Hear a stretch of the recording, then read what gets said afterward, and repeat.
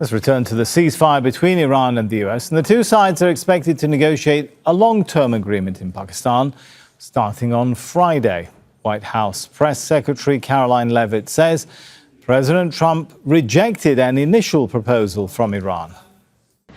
The Iranians originally put forward a 10-point plan that was fundamentally unserious, unacceptable, and completely discarded. It was literally thrown in the garbage by President Trump and his negotiating team.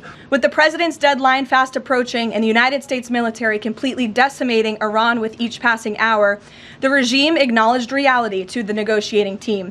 They put forward a more reasonable and entirely different and condensed plan to the president and his team. President Trump and the team determined the new modified plan was a workable basis on which to negotiate and to align it with our own 15-point proposal. The president's red lines, namely the end of Iranian enrichment in Iran, have not changed. And the idea that President Trump would ever accept an Iranian wish list as a deal is completely absurd. All right, some tough words there. Let's take them to White House correspondent Kimberly Halkett. So, Kimberly, we heard there the line, a very strong line coming from the White House, but also we're hearing of signals of frustration, despite that, of frustration with how things are actually playing out on the Straits of Hormuz. Well, what this seems to be is a cleanup operation on the part of the United States, particularly the U.S. president, who has been getting a lot of criticism for what appears to be the United States embracing what Karoline Leavitt called the 10-point Iranian wish list. And so as a result, what we're hearing is a reframing of actual events that the U.S. president, when he first put out his Truth Social post, seemed to suggest that the United States and Iran had come to some sort of agreement, and that included that there would be not only a halt in fighting, but other terms. But now the White House is saying that, no, that's not what occurred. In fact, that was a 10-point plan the United States considered, in her view, garbage, and it was thrown in the trash.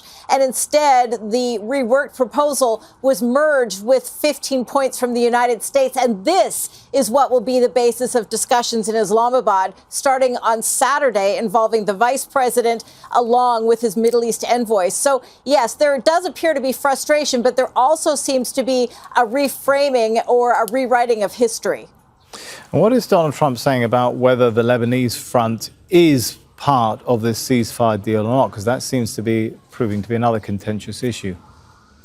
Yes, it is. The White House press secretary also addressing that in addition to the U.S. president.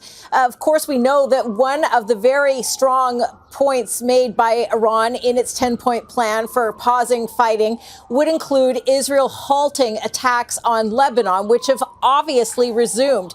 Asked about that earlier by a reporter from PBS, a news outlet here in the United States, the U.S. president said that Lebanon was not included in the deal because of Hezbollah, which needs to be taken care of, and that Israel is still striking because in the eyes of the United States and Israel, the president says this is a separate skirmish. Now, this is something that was underscored by the White House press secretary. She underscored Lebanon is not part of the ceasefire, and she said, look, this is just something that's fragile. It's going to take time to, in her words, effectuate, and that she is asking for patience as these details are worked out.